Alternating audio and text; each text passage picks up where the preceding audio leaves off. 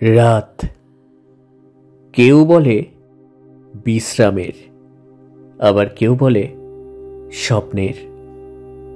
কিন্তু কিছু রাত আসে অভিশাপ নিয়ে, যে রাত সাক্ষী থাকে বিশ্বাস ভাঙার, যে রাত ভিজে ওঠে গোপন অশ্রুতে।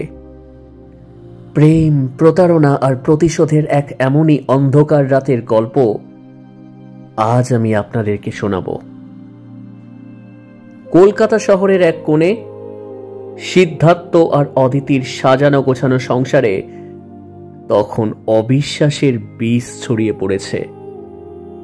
এই শোনো, আমি বেরোলাম, অফিসের একটা কাজ পড়ে গেছে, আমাকে এখনই যেতে হবে। এত রাতে অফিসের কাজ? আমায় কি বোকা পেয়েছো? মানে কি বলতে চাও? মানেটা তুমি খুব ভালো করে জানো। কি কমতি আছে আমার মধ্যে যেটা পূরণ করার জন্য তোমাকে মালিনীর কাছে যেতে হয়? কি সব যাতা বলছো তুমি অদিতি? মালিনী জাস্ট আমার বন্ধু, আমরা একসাথে অফিসে কাজ করি। বন্ধু? এই বন্ধুত্বের পরিণতি তো আমি জানি। আর সহ্য হচ্ছে না। তুমি কি ভাবো আমি কিচ্ছু বুঝি না? তোমরা প্ল্যান করছো তো কিভাবে আমাকে সরিয়ে একসাথে তোমরা সংসার করবে। এসব নাটক বন্ধ করো অদিতি, তোমার এই সন্দেহ আমাকে পাগল করে দিচ্ছে। নাটক? নাটক করছি আমি, নাকি তুমি আমার সাথে করে গেছো আমাকে ভালোবাসার নাটক? কি সিদ্ধার্থ, চুপ করে আছো কেন বলো? আবার বলছি, আমার লেট হয়ে যাচ্ছে, এসব পাগলামি প্লিজ বন্ধ করে বলে দিচ্ছি। তোমার 2 নম্বরই ধরা পড়ে যাচ্ছে, তাই এখন আমাকে পাগল বানানোর চেষ্টা করছো? তোমার কোনো অধিকার নেই আমার জীবনটা এভাবে শেষ করার। তোমায় ভালোবেসে বিয়ে করেছিলাম সিদ্ধার্থ, জানতাম না তুমি এত বড় শয়তান। আমি তোমাকে ছাড়বো না, আর যার জন্য তুমি আমার সাথে এরকম করছো তাকেও আমি ছাড়বো না। সেদিন রাতে অদিতির সেই অভিশাপ শুধু কথার কথা ছিল না, সেটা ছিল এক নতুন গল্পের সূচনার ইঙ্গিত। এর ঠিক 3 দিন পর অদিতির ফ্ল্যাট থেকে তার নিথর দেহ উদ্ধার করা হয়। পুলিশের রিপোর্ট অনুযায়ী অতিরিক্ত ঘুমের ওষুধ খাওয়ার ফলে আকস্মিকভাবে ঘুমের মধ্যে মৃত্যু। তাই অদিতির অধ্যায়টা শেষ হয়ে গেল। কিন্তু সব সময় সামনে থেকে যা দেখা যায় সেটা সত্যি হয় না, বরং বলা ভালো কিছু মিথ্যার আড়ালে লুকিয়ে থাকে এক কঠিন বাস্তব সত্য।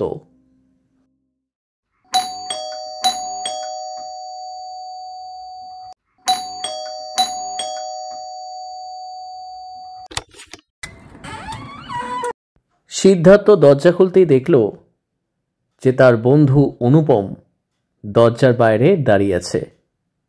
সিদ্ধার্থকে সে বলল, কিরে ভাই, দরজা খুলতে এত দেরি করলি? তোকে কতবার ফোন করলাম, রিং বাজলো কিন্তু তুই তো ধরলি না। তোর সাথে না আমার একটু দরকার আছে, বুঝলি? ভিতরে আয়। অনুপম ঘরের ভিতর ঢুকলো। সিদ্ধার্থ বাইরের দরজাটা বন্ধ করে দিল। এরপর অনুপম সিদ্ধার্থর দিকে বেশ কিছুক্ষণ তাকিয়ে তাকে জিজ্ঞেস করল, তুই কি এখনো তোর বউয়ের কথা ভেবে মন খারাপ করে বসে থাকবি? দেখ, যা হয়েছে সেটা ভুলে যাওয়াটাই কিন্তু বুদ্ধিমানের মতো কাজ। সবকিছু কি এত সহজে ভোলা যায় অনুপম? আমি তো অদিতিকে ভালোবাসতাম, কিন্তু ও সেটা বুঝলো না। দেখ, দেখতে দেখতে 1 মাস কেটে গেছে, অদিতি আর নেই। তাই যে নেই তাকে মনে রেখে শুধু শুধু নিজের এই সুন্দর জীবনটাকে এভাবে নষ্ট করে দিস না। থাক, আমার কথা বাদ দে অনুপম। তুই কি বলছিলি? আমার সাথে কি জন্য একটা তোর দরকার আছে? ও হ্যাঁ হ্যাঁ হ্যাঁ, মানে তুই তো জানিস আমি একজন লেখক, মানে গল্প লিখি আর কি। তো এবারের পুজো সংখ্যার জন্য লিখতে হবে। তো এবারের থিম হলো এই ভূতের গল্প। খুব চাপের ভাই, এমনিতেও আমার বাড়িতে লোকজন আত্মীয় স্বজনে ভর্তি। এত চিৎকার চেঁচামেচিতে কি আর লেখা বেরোয়? তাছাড়া আমাকে ওই ভূতের গল্পটা শেষ করতে হবে। একটা শান্ত নিরিবিলি জায়গা খুঁজছি। আর ওই শান্তি ভিলার থেকে দারুণ শান্তির জায়গা আর কোথায় আছে বল? ওই বাড়িটা তো এখন খালিই পড়ে আছে, তাই না? ওখানে তুই আর অদিতি থাকতিস। অদিতি চলে যাওয়ার পর তুই তো এখন ওই বাড়িতে যাস না, বাড়িটা ফাঁকাই থাকে। তাছাড়া ওই জায়গাটাও একদম নিরিবিলি, শহর থেকেও অনেকটাই দূরে। আমার ভূতের গল্প লেখার জন্য একেবারে আইডিয়াল জায়গা।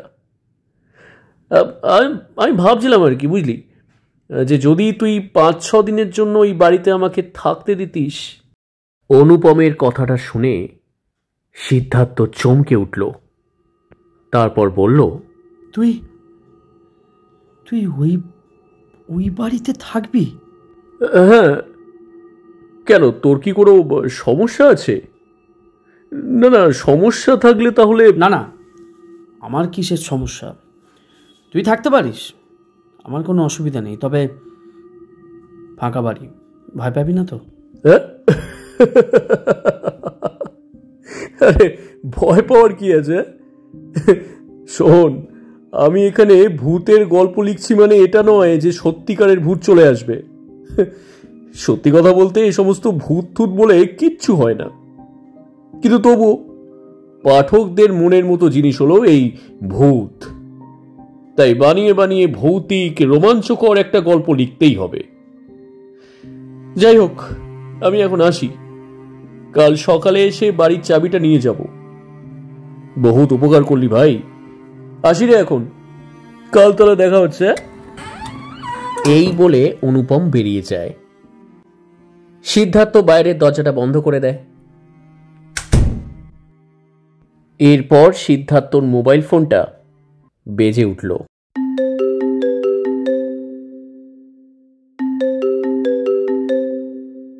প্যান্টের পকেট থেকে মোবাইল ফোনটা বের করে সিদ্ধার্থ দেখল মালিনী ফোন করেছে। ফোনটা ধরে সিদ্ধার্থ বলল, হ্যালো সুইট হার্ট, আজকের প্ল্যানটা সাকসেস হচ্ছে তো? রাতে আটকাচ্ছে কে বলো? আমি আমার বাড়িতে বলে দিয়েছি আজ অফিসের একটা পার্টি আছে, সারা রাত ধরে পার্টি হবে। তাই আজ আর বাড়ি ফিরতে পারবো না। সে কি, সারা রাত তাহলে কোথায় থাকবে শুনি? কেন? সিদ্ধার্থ চ্যাটার্জির এক্স ওয়াইফ অদিতি চ্যাটার্জির বাড়ি শান্তি ভিলাতে। কিন্তু সিদ্ধার্থ চ্যাটার্জি সেটা মেনে নেবে কেন? কারণ সিদ্ধার্থ চ্যাটার্জি মিস মালিনী সেনকে পাগলের মতো ভালোবাসে। তাই বুঝি? কেন, ভুল বললাম বুঝি? আমার ডার্লিং কি কখনো ভুল বলতে পারে? হ্যাঁ, এই মুহূর্তটার জন্য কতদিন অপেক্ষা করেছি বলো তো। এখন আমাদের সামনে আর কোনো পথের কাঁটা নেই। আচ্ছা আচ্ছা শোনো, তুমি কিন্তু ঠিক সময়ে চলে এসো, হ্যাঁ, দেরি করো না। দেখা হচ্ছে, বাই। সিদ্ধার্থ ফোন কেটে দিল। তার মুখে এখন তৃপ্তির হাসি। অদিতিকে সরানোর পরিকল্পনা তার সফল হয়েছে, আর তার পথের কাঁটা সরে যাওয়ায় সে যেন নতুন জীবন ফিরে পেয়েছে। আসলে অদিতির কেউ ছিল না, ছোটবেলায় মাকে হারিয়েছে, আর বাবা 3 বছর আগে গত হয়েছে। তবে মারা যাওয়ার আগে অদিতির বাবা অদিতিকে সমস্ত সম্পত্তির উত্তরাধিকার করে গেছিল, আর সেই সুযোগটাই নিয়েছিল সিদ্ধার্থ। চালাকি করে অদিতির সাথে প্রেম ভালোবাসার নাটক করে অদিতিকে বিয়ে করে। তারপর একটা ভালো উকিলের সাহায্য নিয়ে অদিতিকে দিয়ে একটা পেপারে সাইন করিয়ে নেয় সিদ্ধার্থ, যে পেপারে লেখা ছিল অদিতির মৃত্যুর পর তার সমস্ত সম্পত্তির মালিক রাতারাতি হয়ে যাবে সিদ্ধার্থ চ্যাটার্জি। তাই অদিতির দুধের গ্লাসে ঘুমের ওষুধের সব কটা বড়ি মিশিয়ে দেয় সিদ্ধার্থ, যাতে অদিতি চিরদিনের জন্য ঘুমিয়ে পড়ে। বাস, এখন সিদ্ধার্থর রাস্তা ক্লিয়ার।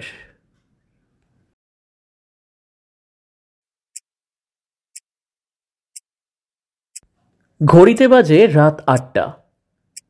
বাইকটা থামলো শান্তি ভিলার সামনে।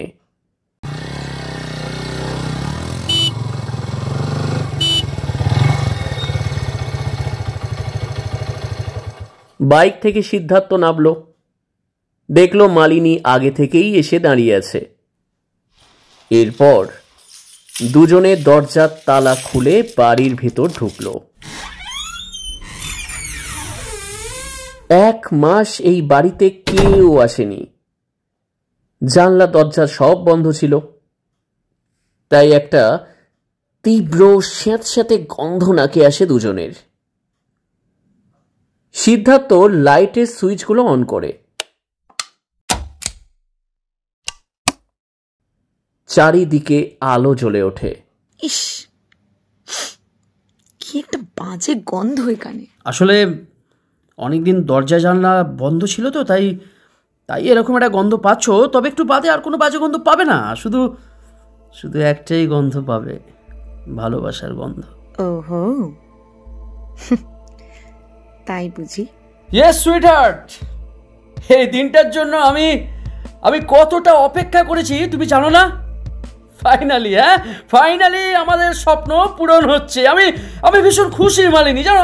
আমি ভীষণ খুশি, আমি ভীষণ খুশি মালিনী, ভীষণ। এই বলে সিদ্ধার্থ মালিনীকে কোলে তুলে নেয়। এই, আরে আরে কি করছো? ছাড়ো, পড়ে যাবো। আরে পড়ে যাবো যে। ওহো, ছাড়ো না। ওহো, দুজনেই পড়ে যাবো। আরে ছাড়বো বলে কি তোমাকে ধরেছি নাকি? হ্যাঁ।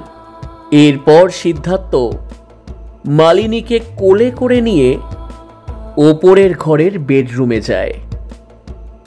এটা হলো সেই বেডরুম যেখানে একসময় অদিতি আর সিদ্ধার্থ তাদের ভালোবাসার শরীরী খেলায় মত্ত থাকত। তবে এখন এই বেডরুমের এই বিছানায় চলবে আবারও এক শরীরী খেলা। সিদ্ধার্থ আলোটা জ্বালল, তারপর মালিনীকে জড়িয়ে ধরে কানের কাছে মুখ এনে বলল, I love you Malini, I love you. আমি পাগল হয়ে যাব সিদ্ধার্থ। পাগল তো আমি হয়ে গেছি মালিনী। আজ আমি আমার ভালোবাসার আগুনে তোমাকে পোড়াবো মালিনী।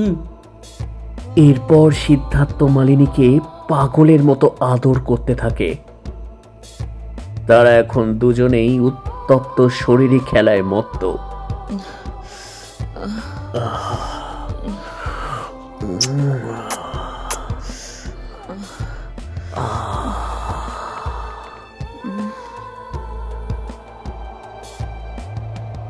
হঠাৎ করে ঘরে প্রচন্ড হাওয়া আসতে শুরু করলো।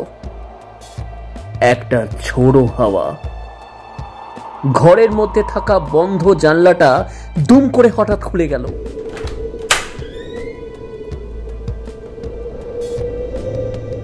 এরপর বিছানার পাশে টেবিলের উপর রাখা কাঁচের গ্লাসটা ঝোড়ো হাওয়ায় পড়ে গেল।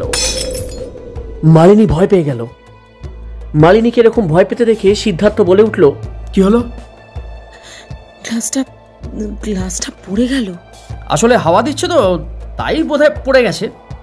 আমার আমার আমার খুব ভয় করছে সিদ্ধার্থ। আমি তো আছি সোনা, আমি তোমার সব ভয় কাটিয়ে দেবো একটু একটু করে। এই বলে সিদ্ধার্থ আবারও মালিনীকে আদর করতে থাকে। তবে এবার আর মালিনীও চুপচাপ বসে নেই। সেও সিদ্ধার্থর সারা শরীরে আদর দিয়ে ভরিয়ে দিতে থাকে। ও Siddharth, I love you Babu, I love you baby. কিন্তু হঠাৎ তারা দুজনেই শুনতে পেল একটা কান্নার শব্দ। কে এমন ভাবে কাঁদছে? তার কান্না যেন কোনো এক অমঙ্গলের ইঙ্গিত দিচ্ছে। সিদ্ধার্থ আর মালিনী দুজনেই চমকে উঠল। কে কাঁদছে এভাবে? ঘরে তো কেউ নেই, কিন্তু এই আওয়াজটা বড্ড চেনা চেনা লাগছে। কে কে এখানে? কে? আমার আমার আমার খুব ভয় করছে সিদ্ধার্থ। এই বলে মালিনী বিছানা ছেড়ে যেই উঠতে গেছে, অমনি শুরু হলো সারা ঘর জুড়ে এক ভয়ঙ্কর অট্টহাসির খেলা, যে হাসি কোনো মানুষের নয়, এক প্রেতাত্মার।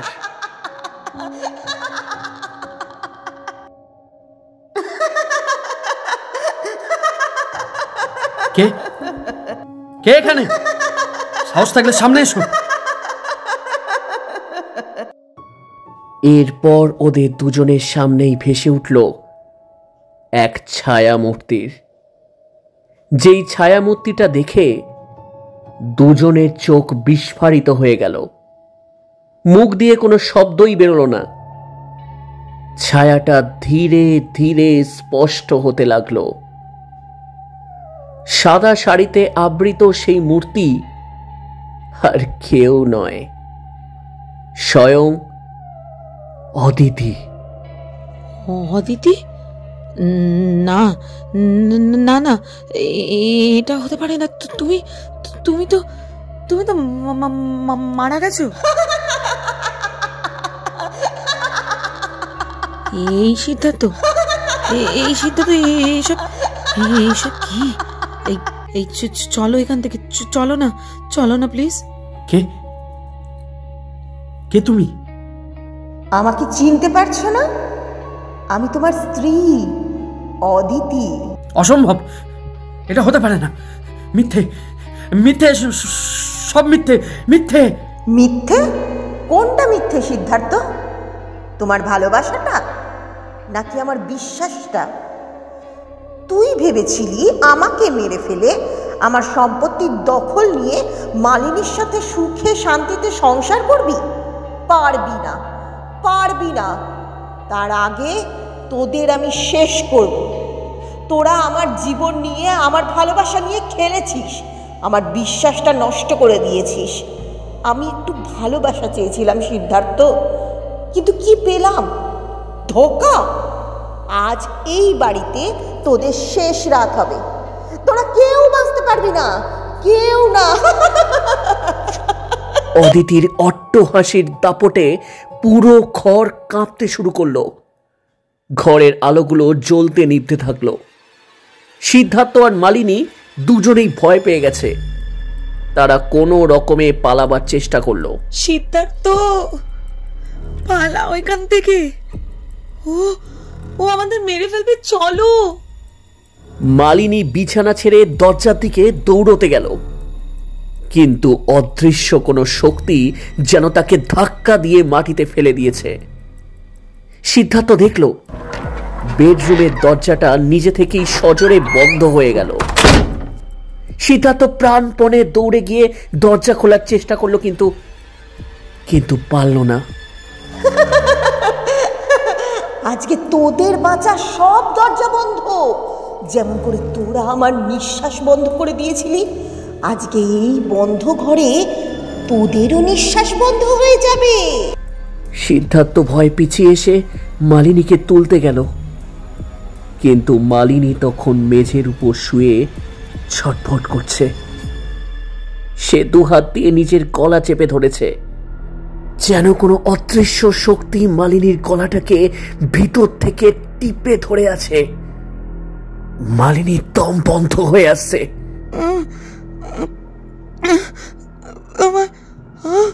আমায় দে, আমায় ছেড়ে দে সিদ্ধার্থ, সিদ্ধার্থ। মালিনী, বাঁচাও, মালিনী, কি হয়েছে তোমার? এই ছেড়ে দে, এই মালিনী,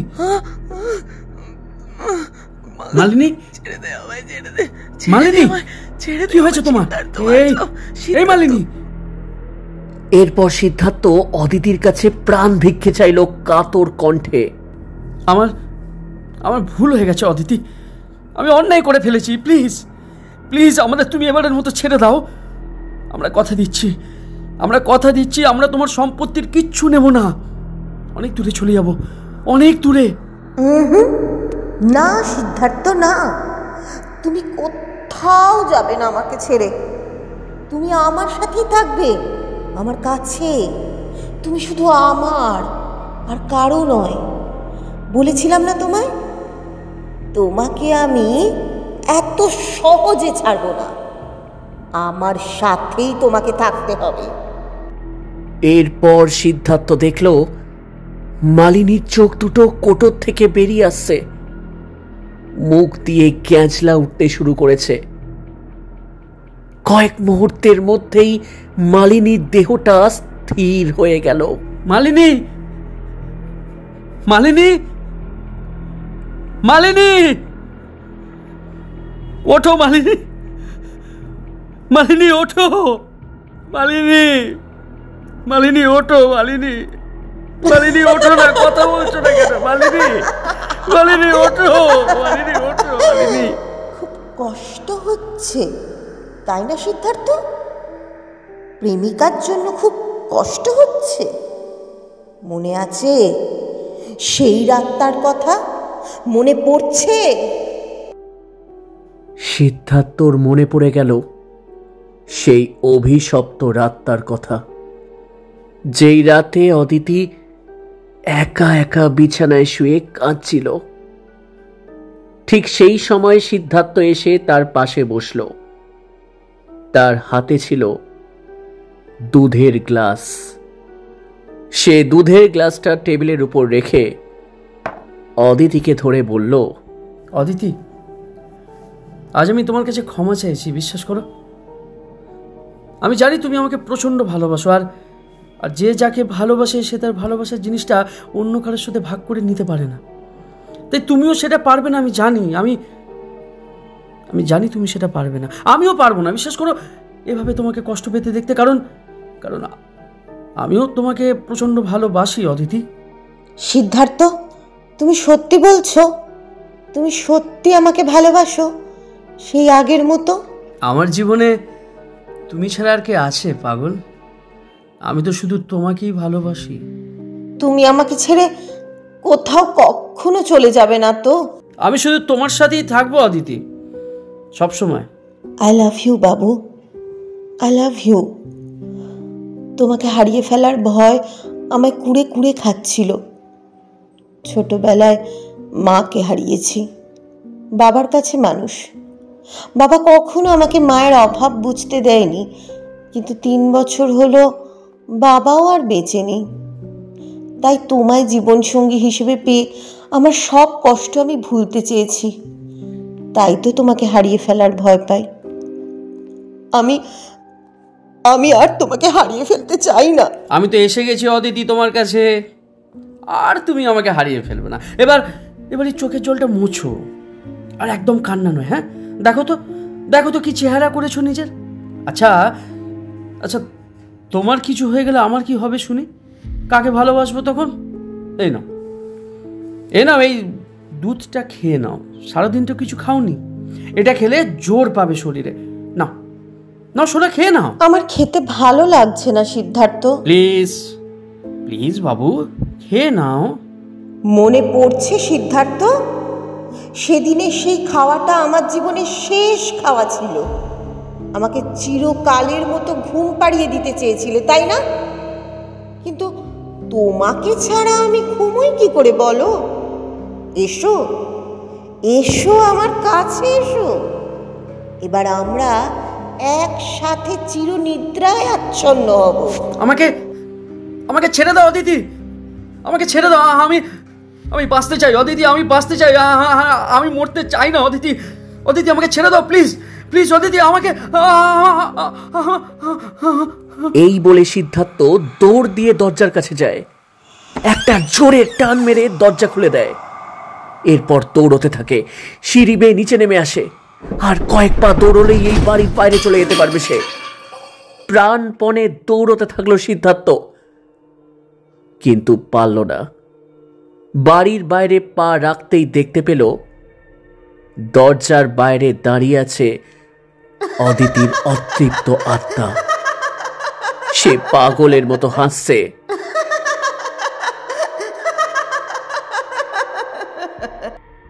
সিদ্ধার্থ দেখতে পেল অদিতি তার দিকে একটু একটু করে এগোতে শুরু করেছে, আর সিদ্ধার্থ অদিতির ভয়ে পিছনে সরে যাচ্ছে একটু একটু করে। আমাকে আমাকে ছেড়ে দাও অদিতি, তুমি তো আমাকে ভালোবাসো, বলো। হ্যাঁ প্লিজ প্লিজ আমাকে ছেড়ে দাও, আমাকে এখান থেকে যেতে দাও প্লিজ অদিতি, প্লিজ প্লিজ। ভালোবাসা?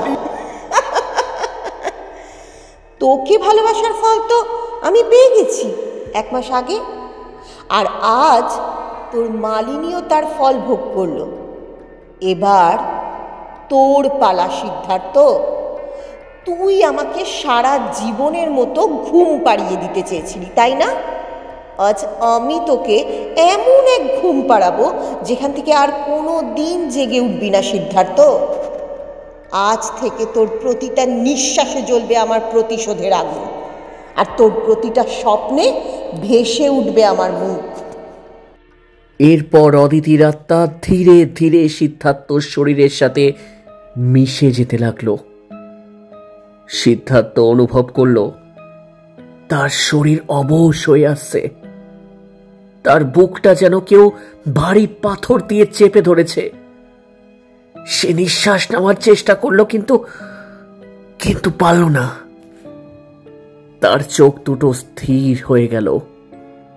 সে দেখতে পেল তার সামনে দাঁড়িয়ে অদিতি হাসছে, এক বিজয়ীর হাসি।